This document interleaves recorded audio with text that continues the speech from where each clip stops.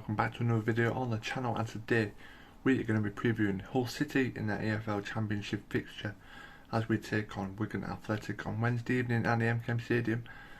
Let's not waste no time, let's get straight into it.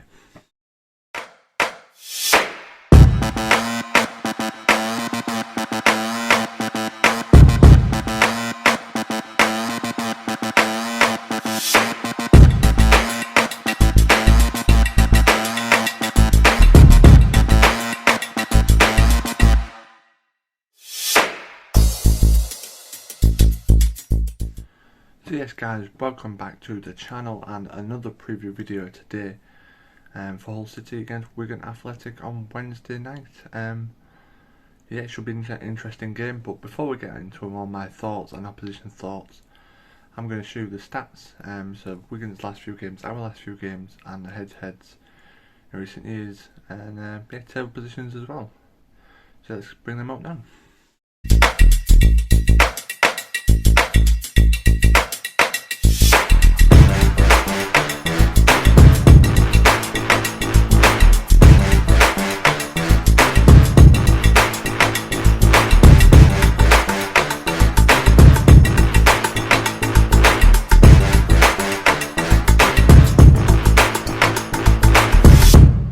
So yeah, now I'm going on to my thoughts going into the game. I think it's going to be an interesting game. Obviously, Hull City not scored in such a long time, I can't remember.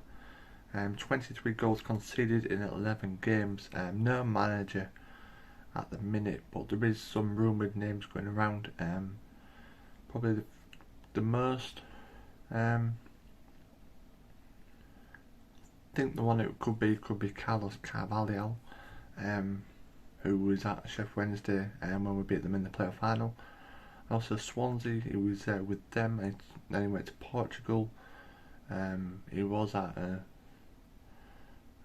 club in the United Arab Emirates League, but he's reported to have left. And yeah, in a report put out by Hull Live, it said that Carlos wanted a job back in England and was very impressed with City's team and the plans for the future.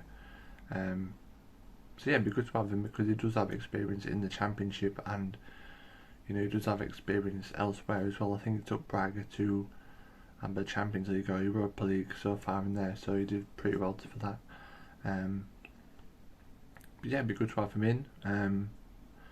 Obviously he wants to be back in England, and yeah, it's someone I've actually heard of.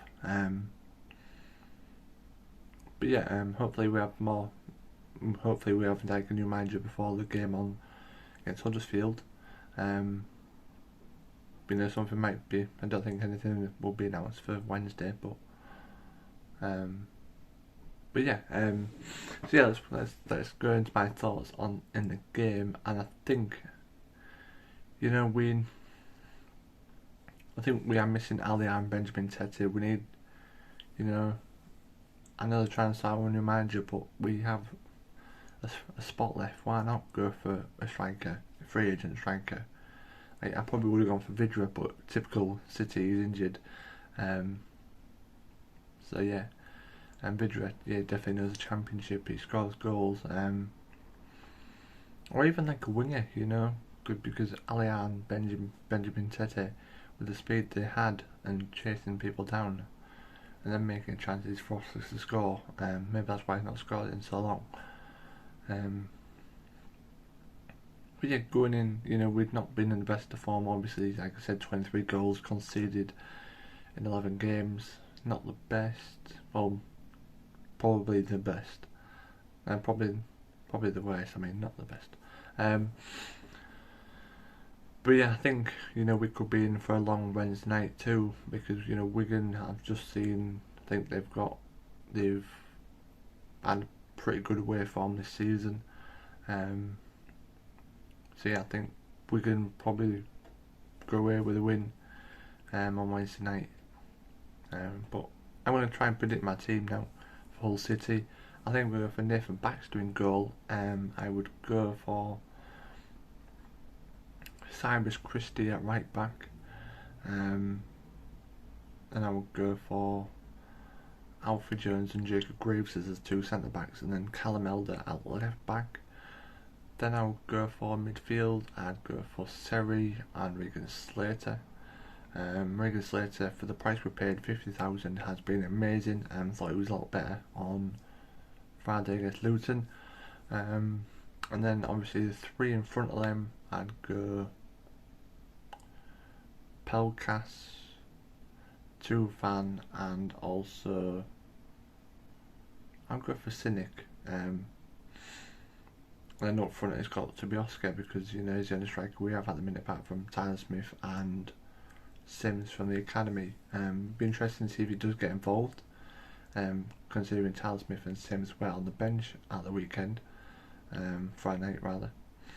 But yeah, for my score prediction, I'm going to be positive, and I will go for Hull City to score a goal and Hull City to get a point. I'll go for 1-1. I'll go for Pelkas to score for Hull City, and obviously for Wigan I'll go for Josh McGuinness.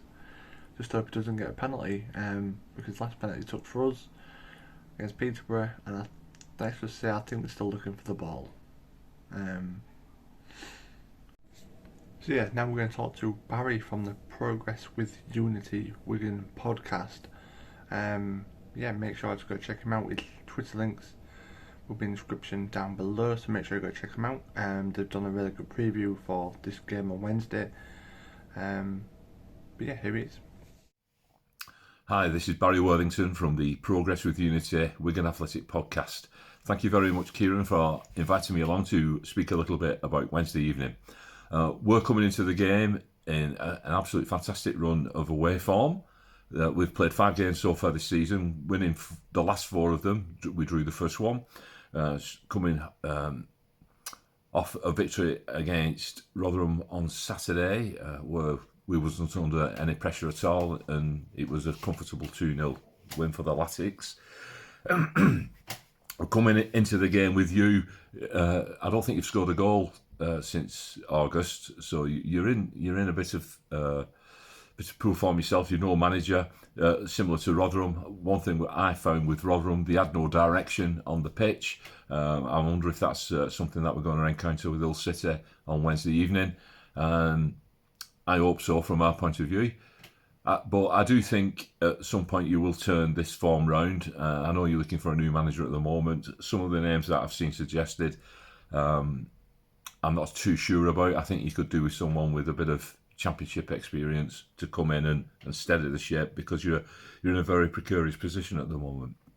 And the longer that goes on, the more the nerves start to jangle. We know that. So hopefully you'll get that sorted. As for Wednesday, I can see more or less the same lineup from us that we had on Saturday. One change that will interest Hull City supporters: I think Charlie Wyke will be placed down onto the bench, even though he was man of the match on Saturday. Obviously, it's well known that Charlie's had his health issues, and I think we're trying to ease him back into full-time football. So I can see him being left on the bench, and an old friend of yours, Josh McGuinness, coming into the starting lineup for us. And I must tell you this, McGuinness has been absolutely sensational this season. He's only scored 1 goal, but he's just played fantastic up front, holding the ball up, winning headers, bringing players into play. Gives his all for 60 minutes, then we tend to sub him off when he gets a bit tired. But he's been absolutely sensational.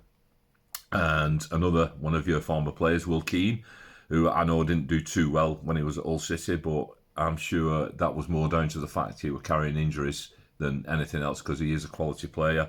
He was our leading goal scorer for the last 2 seasons, and he's already got 4 this campaign. So he's carrying on where he's left off, and I think he'll be a big threat to you as well.